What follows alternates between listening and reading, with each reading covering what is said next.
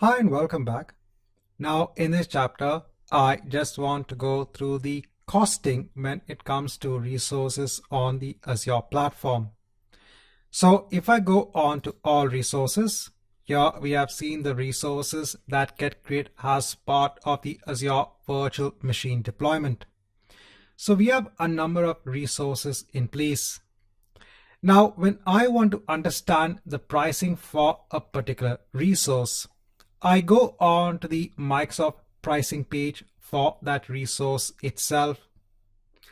For example, when it comes to the virtual machine resource, if I go on to the Windows virtual machine pricing, I can scroll down and here I need to choose the pay as you go pricing because we are paying based on how much we use. So even though we are using an Azure free account and we have the $200 worth of free credit in the beginning, still we have chosen a virtual machine size, remember, of 2 virtual CPUs and 8 gigs of memory. That is not part of the free tier when it comes to the Azure free account, and there will be a small charge per hour. We have seen that. And that will be taken against the credit that you have for your Azure free account. That's why you must choose the pay as you go option to look at the different prices. And if I scroll down even further, so here you can look at the different pricing options. What is very important also is your region. The pricing differs slightly region by region. So here I can choose the North Europe location. So if I scroll down, I can choose North Europe. And if I scroll down even further, so I need to look at the size that I chose. So if I scroll down, I can see D2S V3, which has 2 virtual CPUs and 8 gigs of RAM. And here I can see that when it comes to the pay as you go pricing, so here there is a price that is given per hour.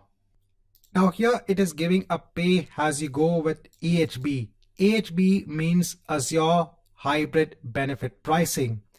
If I just toggle this, so here now I can see what is the price per hour without the Azure Hybrid Benefit Pricing. And then apart from that, you also have to look at the pricing for the other resources as well. So when it comes to an IP address, you can go on to the IP address pricing page. And here I can see the prices in place. Now the wizard will actually create for us a basic dynamic IP address when we create the Azure virtual machine. So here we can see what is the price per hour. And then if I go on to the disk, that is our OS level disk. Again, here we can go on to the pricing page. Again, we can choose our region, which will again be the North Europe location.